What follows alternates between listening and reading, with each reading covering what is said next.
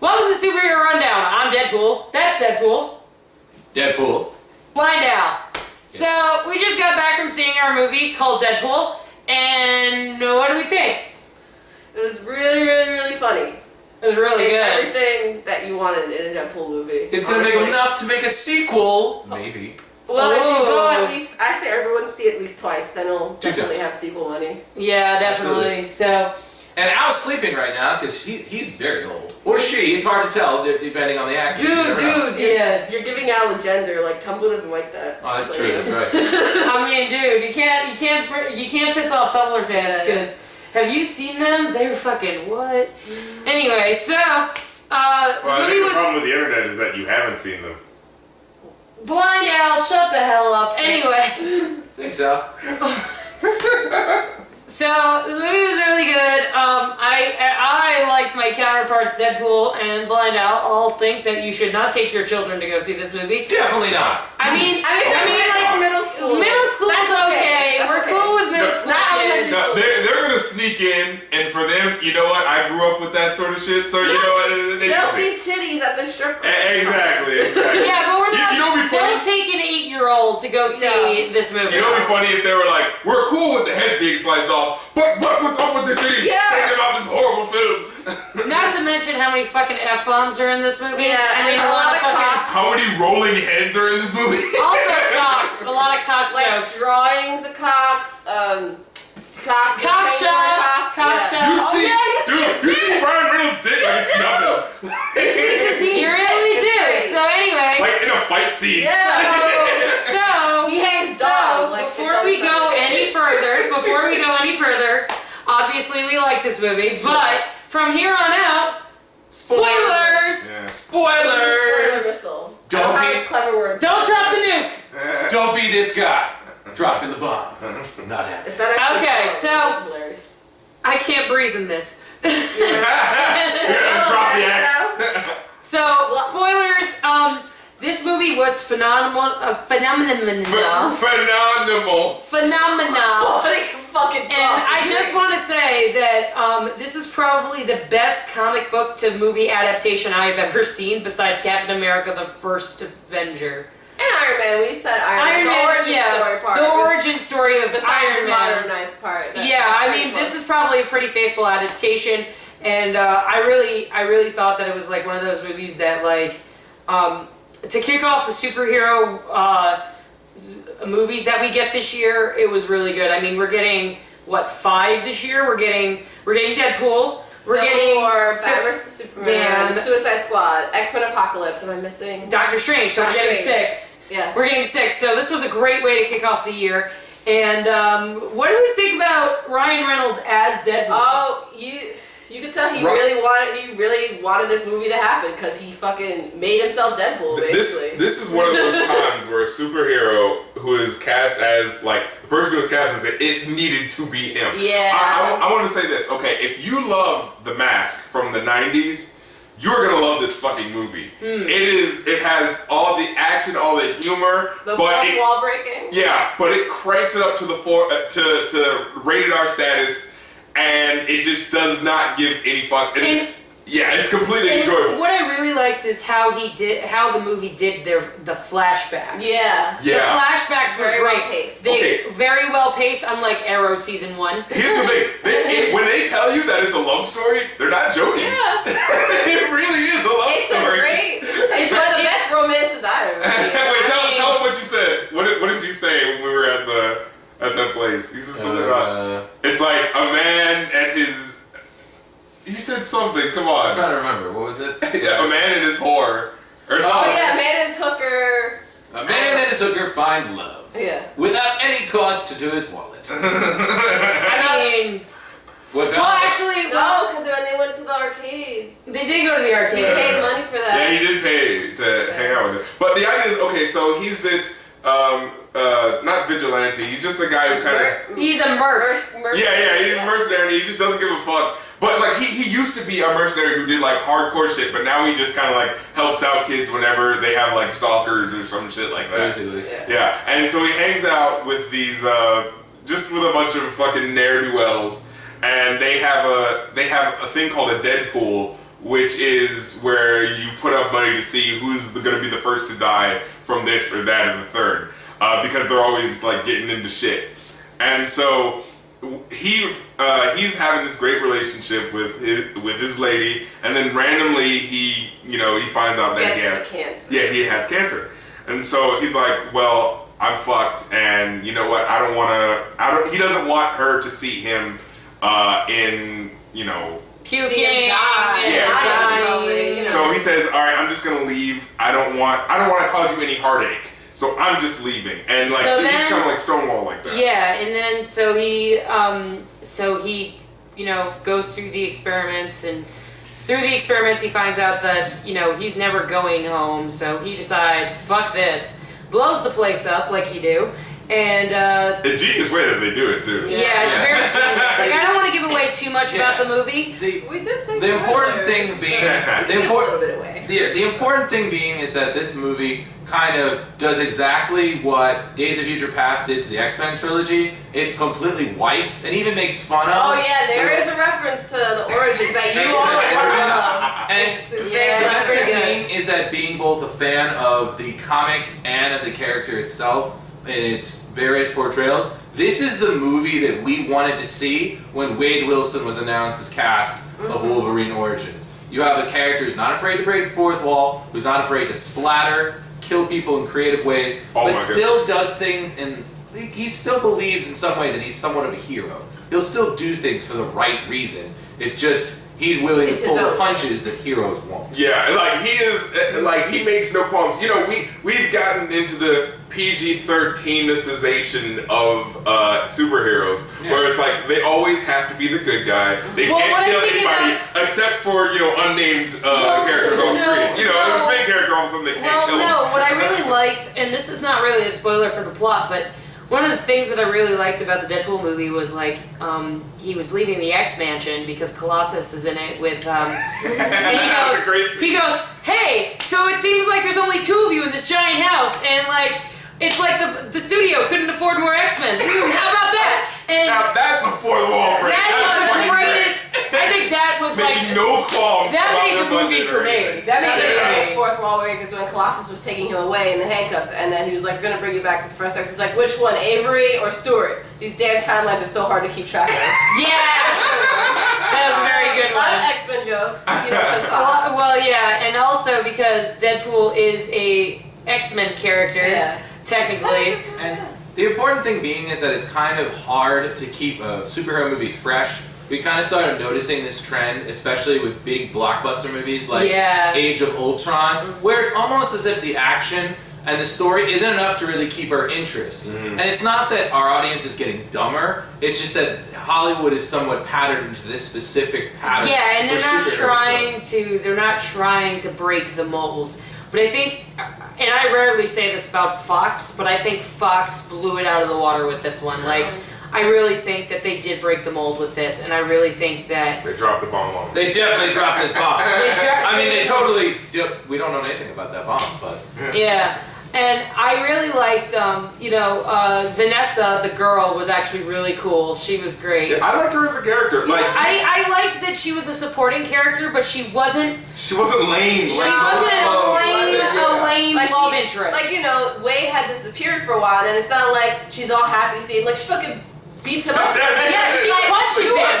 You were away for like a couple of years. Like, dude, that hurt me. And I really like that when she, she removes the mask and sees Hugh Jackman, then she sees a real. That was great. There were a lot of Wolverine jokes in this movie. Yeah. But see, I love it because it's once again something like we know what the big franchise is. Well, not only that, but without Wolverine, there'd be no Deadpool. Yeah. So, but I really like that she takes the mask off and she goes, well, this will take some getting used to. Like, she doesn't immediately accept it, but she's also like, well, I love you, but this is a big she's realistic. Yeah. It's like, dude. You know what I like? I'm sorry. No, I was like, I'm always gonna add. She's realistic about it. It's like, yo, you're kind of ugly now, but I'm gonna make this work out because I love you. Right, a normal person should react. You know or what? A good person should react. You know what I like about this movie? There was no point where how we watched enough of these action movies, and you get to that one point where you go, oh, we know what's gonna happen here. He has to do this. Well, the one Nothing movie, felt labored. well, you know? what I want to compare this to is probably one of my favorite superhero movies currently in the franchise of Marvel Studios, Winter Soldier. Like Winter Soldier also broke the mold, but in a different way. You know, you had Cap running around like he normally does, but like his moral ground, like that's what I love about Captain America, and this is what a lot of people don't understand. A lot of people think that Captain America is supposed to stand for America, but that's not true. Captain America is supposed to stand for the people's values. And in Captain America the Winter Soldier, the reason he dismantles S.H.I.E.L.D.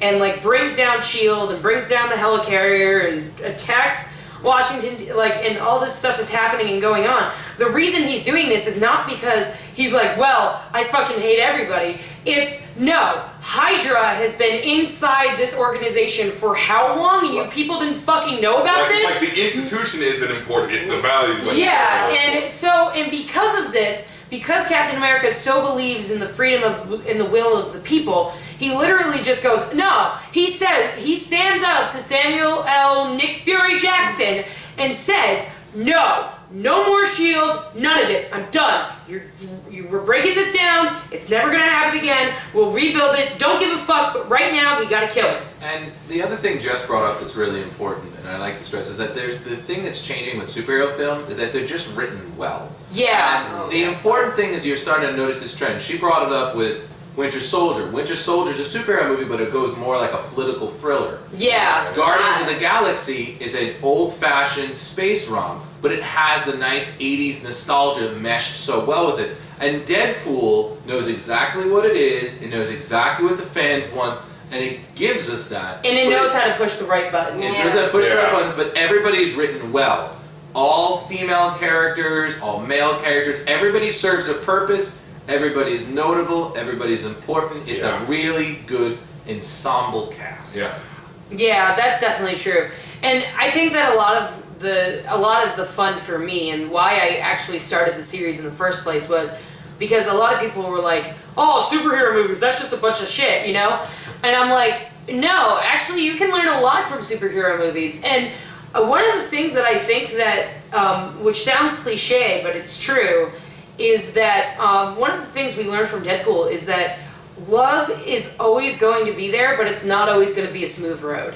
Yeah. And I really think that that's a very, very important lesson to teach. And using Deadpool to teach that lesson to us was a very bold move on Fox's part. You know what I like? You know what I like about this one? It's not a big movie. No. It's not like Deadpool needs to save the world. Now let me put this in perspective for you, okay? So the budget of Deadpool is like what, like $50 million or $60 million, okay? That's not a lot. When they had that money shot, you could tell that was where the money went. Yeah. They had the money shot and you knew exactly when it was, where it was, and how it was happening. But here's the difference. Now, $50 million, like everybody's like, well, that's a lot of fucking money. No! Infinity War has a budget of $1 billion with a fucking B, man. They literally gave the Russo brothers, here's $1 billion, make this work. And the Russos were like, you're giving us $1 billion? Like, really? The first Avengers movie made $1 billion, and they're giving that to the Russo and saying, hey, make this really good for us. This is gonna be a two-parter. We need shit to happen.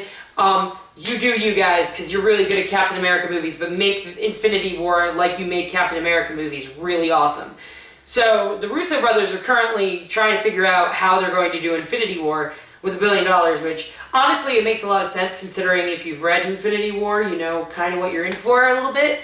But one of the things that I really liked about this movie is that with Deadpool was that I really, really liked how Deadpool, Colossus, somewhere in the movie, like towards the end of the movie, like after the climax and after the big fight and blah blah blah, Colossus tells him he's got a choice. And Colossus has this really brilliant monologue about how being a hero is about choices. And Deadpool makes the choice while he's talking and shoots the motherfucker in the head. And you're like, wait a minute, like, what the fuck? And then he was like, you were talking too long. Like, I just can't. But see, that's so perfect. You know what I like about this? It uses Deadpool's humor not necessarily sparingly, but it doesn't overload you on what his character could be. Because his that's what I was could be afraid very of. annoying. Yeah, and a lot of the time, a lot of people honestly. who don't know classic comic Deadpool, like the people who are like, oh well, I read Cable and Deadpool, and like, you know, I saw the Wolverine movie, and like he's just like not like, I don't like him. And I'm like, okay, if you read like classic Deadpool and you read like other shit that isn't, you know, Cable and Deadpool, where he's just annoying the shit out of Cable sometimes. Like, if you read his actual classic comics where it's just him, like, you see he's a completely different person than from what we've seen in, like, animated series like X-Men Evolution. He's different from, like, whatever that monstrosity in Wolverine Origins was. He's different. Like, he's not your run-of-the-mill mercenary, but he's also not really annoying unless he's written that way. And I really liked that they kind of explored that a little bit with his off-color humor. And with super death teen. What the fuck is her name? Negasonic Teenage Warhead. Yeah, how she's like so Teenage over his shit. Yeah. I really love Negasonic she Teenage was Warhead. great. She was just So I hope they fantastic. use more of her in the sequel. And I think definitely. the other thing to really point out, especially, is that a trend that I notice a lot with people who dress as Wade. We've seen this a lot. Is that Wade is not an asshole. Now, what I mean by that is that he does things and says things that kind of be interpreted as a bit of a dick and a douche, but he always means well. And a lot of his actions are just somewhat innocent naivety. Now, again, the other thing to mark, he's a mercenary. He kills people for money. He's very good at it. And on top of it, the things that have happened to him have literally warped his mind so much to the point of almost near insanity. You know, he believes that he's a comic book character, and he sees it and nobody else does. They all think he's just this annoying guy, but he still proves he has value, especially when the moment calls for it. And I think that's sometimes something that gets translated incorrectly when people decide to dress up. Being Wade doesn't give you an excuse to be a jerk. No, And to harass people. And especially, I'd like to say that as someone who dresses up, that do not let a character and their personality give you an excuse to be a jerk and harass anybody, especially when you're dressing up anywhere. Now, can I say this? Okay, so who he presents himself as, because like I said before, we have had all of the superheroes at the end of the day, when it comes to, you know, hitting someone with the final death blow, there's always someone that stops him. He always stops himself. But Deadpool doesn't give a shit. Yeah. He will kill that person. And so, like, what is that saying? Like, how does that shake up the morality of the Marvel Universe as far as the films are concerned? The thing is that, well, Deadpool. Well, I mean, first and foremost, Deadpool is an X-Men franchise, even though they're technically partnered with Marvel Studios. It's a little convoluted. Yeah, it's more Fox. But the thing is that now we have the morality. Now that the morality of Deadpool kind of throws everybody askew a little bit. Because he doesn't want to be a superhero. No, he doesn't want to be a hero. That clear. No, and he makes that very clear. But the thing is that I feel like one of the big issues of Civil War is going to be how Bucky's morality has changed. Yeah. I really think that Bucky is going to... I think one of the reasons they go to war is not just because of the Superhero Registration Act, but also because Bucky was the Winter Soldier. He didn't remember shit, and then he starts remembering shit, and then he's like, well, I don't want to do that shit anymore, but people remember him for the things that he did in the previous movie, and you're kind of like sitting there going... It's more about accountability. Yeah, it's more about accountability than anything, but you're not... But the problem is with accountability, and I've experienced this in real life, the problem with accountability is, yes, you can account for your actions previously, but the problem seems to be that the people after you, or the people who want to hold you accountable for those things, usually think that you're the same person that you were when you were, you know, in Winter Soldier's case, killing people. So, you know... You're brainwashed. Yeah, they don't believe that, oh, just because you're, you know, like, just because you say you're okay doesn't mean that you're okay. And that may or may not be true, but the thing is that human nature is usually dictated by what we see. And if that's our first impression of you, if you were, for instance, if I didn't know who you were, and you came into a room and you started killing every motherfucker in the room, what do you think that's gonna do to me? That's like literally gonna be like, okay, I'm not gonna. No, get away. Okay, but like if you came in and you came into the same room and there were like 50 people in the room and you're like, hi, I'm Angie and I like comic books and blah blah blah blah blah, and then I'm like, okay, she's kind of cool. Like I want to hang out with her. You have a very basic What if I perception kill of them after I said that? I mean, Hello, Would I still be cool in your eyes? Stamp. I mean, No, not just hello. I explained the whole thing. I like comics. Here's some cookies. then I would say that obviously you had a personal agenda. Well, okay, now this is what I will want to say. I want them to keep making Deadpool movies like just as a fucking thing, and I want him to exist right on the edges of the universe, like what they did with this one. I don't want him to be in the universe. I want him to dance around it and just make a whole joke out of it. And this is why. It's because with the main comic book movies, that's where our morality is. But with the Deadpool movies, that's where we enjoy the revenge. That's where we just get into it. We enjoy the visceral.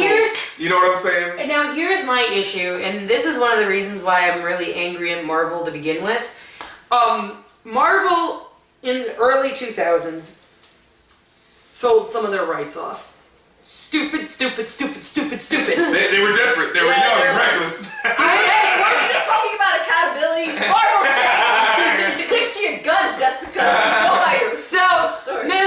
No, it's cool. But no, what I'm saying is like because of this, for Infinity War, okay, here's the thing. This movie is going to do amazing. Apocalypse is probably going to do as amazing. My issue is because of those movies, we're not going to get that franchise back to Marvel anytime soon, which means for those of us who have read Infinity War, Wolverine is the only guy who got to punch Thanos in the face. No. So now it's going to have to be Hulk because he's the only one that I could acceptably believe got so angry enough where he would be fast enough to push. But you ever think about like this? What if this actually is working out well for like as far as the universe is concerned? Well, think about it. Marvel's universe is pretty fucking big. They don't need all of the fucking X-Men. Well, here's the thing. They don't need Spider-Man. Well, here's the thing. They're not hurting for characters. Well, here's the thing. The thing is that a lot of people. The issue that we have with Infinity War is that at the time Wolverine was on the Avengers. He was an Avenger. The problem we have, the problem is that a lot of people have is that a lot of the X-Men were also Avengers at one point or another. So the issue becomes because Earth 616, which is the main comic book universe for those of us who aren't nerds. What is Earth AAA? No, 111 or 001. Like we never go to the first. Actually, you want to know something? Okay, so here's a bit of trivia for those of you who don't know. But Earth 1,999,999 is actually the Marvel Comics universe. That is the Avengers movie universe. The Marvel Cinematic Universe is that. The X-Men franchise is a separate universe from that.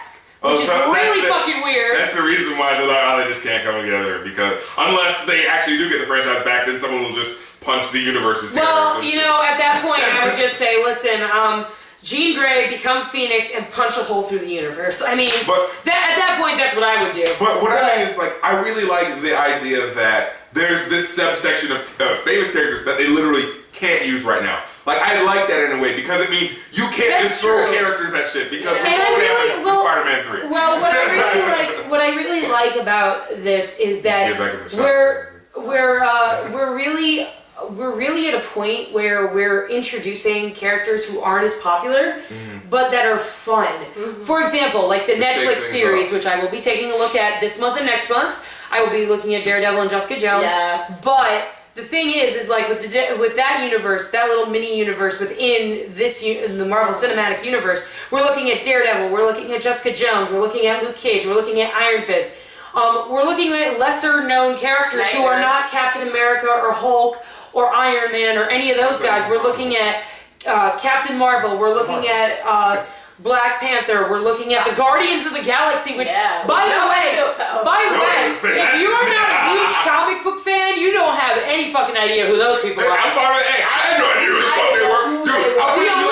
Dude, Okay, so before I knew before I started reading Nova Corps, which was fucking weird, but before I started reading Nova, and the whole fucking negative zone bullshit with Annihilus and the Annihilation Wave and all that bull crap, the only real Guardian of the Galaxy that I knew was Rocket Raccoon and Gamora. Now here's something really funny.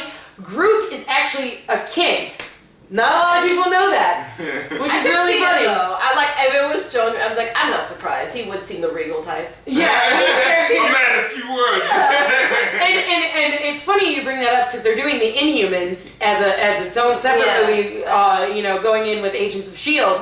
And what a lot of people also find really funny, they're like, oh, Black Bolt, Black Bolt, like, he can't say anything or else he'll blow up a small city.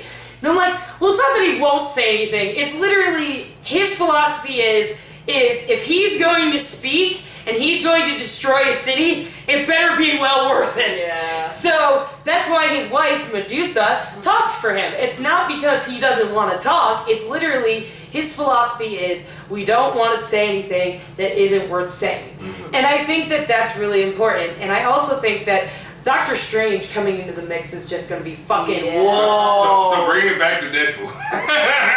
Well, the thing is that a lot of these, and this is one of the reasons I love that Deadpool is actually in its own separate universe a little bit, is like him interacting with all these other heroes. A lot of them do not like him.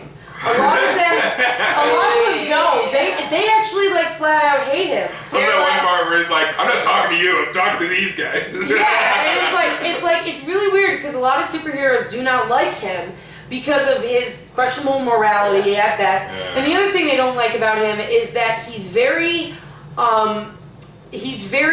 left of morality. Like he's not like it's not that he doesn't have morality. It's that their morality, his perception is different than and they don't understand. He thinks is right. They're like, no, that's insane. Like killing somebody. Okay, so like for example, for him, killing somebody to get money is morally right. Yeah. But to somebody like Captain America, that's fucking white. Yeah. Like you don't do that. But all right, but I feel like we should probably wrap it up. Sum this up, yeah. Because I want to make it as succinct as possible, so you can finish this video as soon as possible and get to the movie theaters to see Deadpool, so we can get some sequels. Yeah. Well, they already announced Deadpool 2. I know, but I want to make sure that they're announcing Deadpool 2. They already did. It's official. Yeah, official. Yeah, development hell, ladies and gentlemen. No. Here's the thing about Deadpool 2. Okay. They already announced it. I mean, for the love of God. Okay, so for those of you who don't know, please stay for the fucking credits. Yeah, because there is a secret ending, and it's fucking amazing, and I'm gonna cosplay it at some point. But the thing is, the good thing about Deadpool is that you gotta, like, now that we're having 2, like, not only did they say we're having 2, they said, hey, we're putting Cable in it, FYI. So obviously this is happening. Dude, everybody knows that. Oh, I didn't know that shit. He said it at the secret ending. What? Now you're giving away the... We did say spoilers, so if you didn't like that, fuck you. We said spoilers. But, alright, final thoughts. Fucking go see it, but don't bring your kids. Yeah. Go see it, and honestly, like, putting aside corny Valentine's Day, this is one of the best romantic movies I've ever seen. It's oh my god, this is like I don't like romantic movies. This is a very realistic. No, it is realistically romantic. Yeah. Like, if you're gonna see any of fuck. Oh, that fucking montage. To be single. I don't know. Screw the Notebook. This is the movie you want to see about a relationship. Deadpool. Oh my god. Final thoughts, go. It is a fun romp. If you love The Mask, like I said, you'll love this because you get exactly what you want. It breaks the fourth wall in a way that's fully satisfying, and not just like, it doesn't get gratuitous. It has an action and a plot that keeps you engaged, and you actually give a shit about the characters and what happens to them. If there's one critique, is that the villain was a little generic, but like it's so good you don't even care. You're just like, it's one of those guys. You're like, fuck it, whatever. Yeah, but that's the only critique I would have. Deadpool, final thoughts. Go see this movie. Don't make me drop this bomb. There you go. And seriously, Al, when did you become a man? Can you see? My God, man, that's cool. Rewrites. Retcon, son. Retcon, son. Deadpool con, son. No, but one in the hood, G. Oh, God, no! oh God! Oh, God, no! Oh, sweet friend! Cut the camera! Cut the camera! X gon' give it to ya. He gon' give it to ya. X gon' give it to ya. He gon' give it to ya. First we gonna fuck, then we gonna fall, then we let it pop, don't let it go. X gon' give it to ya. He gon' give it to ya. X gon' give it to ya. He gon' give it to ya. He ain't never gave nothing to me. But every time I turn around, cats got their hands out, wasn't something for me. I ain't got it, so you